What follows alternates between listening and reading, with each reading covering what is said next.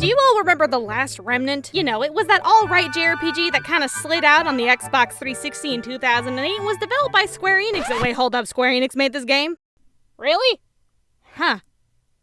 Alright. Okay, so does anyone remember Final Fantasy 12.5? You know, it was one of the few JRPGs on the Xbox and was incredibly hard and had all the pretty boys and stopping the end of the world with the power of love, a game concept that was truly original. And fish people. There was also fish people.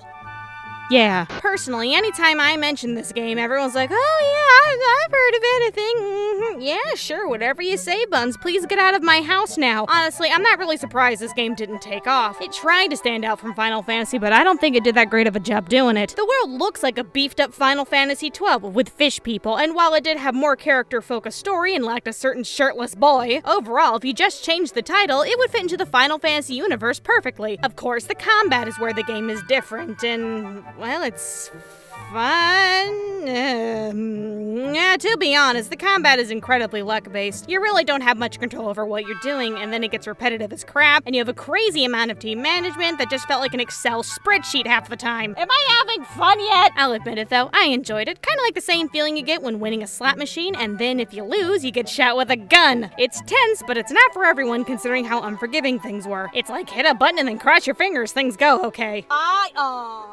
The game is really meant for those hardcore JRPG people, but the level of quote-unquote skill wasn't really a factor, it's more just patience if anything. Because you needed patience for more than just combat, because holy crap does this game have graphical issues. You gotta love playing guess when the textures are gonna pop in. And boop, there's one. Boop, there's two. And where are the boop? Ah, there's three. There it is. The Last Remnant was really an oddball because it was the first game Square made with the Unreal Engine 3, and boy does it show! Personally, I feel like this game only exists as an engine warm-up for Square. What better way to learn a new engine than to just crap out a game? And then we got this. Honestly, I think this was the case since they shoved particle effects in every frickin' corner of this game. You might as well have smeared glitter on your screen. And then you got these trippy next-gen transitions that just seem really out of place. Ooh, pretty. To be fair, the PC version, the one I played, is a lot better than the 360 version, because that one looks like a slideshow half the time.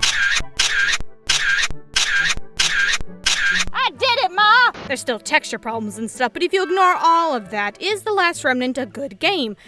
Yeah, I'd say so. Listen, it's not amazing, but if you like the typical grindy JRPG, then it holds up, especially if you like micromanaging, because oh my god. The story is predictable as crap, though. You got the charismatic androgynous protagonist archetype, number 37-H, screaming about his sister, and then you got people who want to destroy the world, evil plan 97-K, subsection B, but it's still fine. It's good. It's got shipping potential, if you know what I mean. And then also you got a really big gun called the Gay Bolg.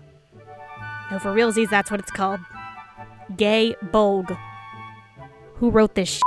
I'm just kind of perplexed this game even exists, because why release a JRPG like this 1 year before Final Fantasy 13? Did Square Enix get into a fight and one team wanted to make this because they liked how 12 looked, and the other team wanted to make 13 because they gotta tell a real complex story about people complaining all the time and showing off Lightning's thighs? They kinda suffered from the same issues too. Last Remnant is way more open world, but they both have painfully automatic combat systems, like hit a button and then take a nap. Who needs a player? What's that? It also didn't help that there's a setting in the PC version that turns off all the critical triggers, and then it literally gets rid of half the gameplay in combat. Just saying, that probably wasn't the best idea to put in there. Whose idea was this? Was it worth it?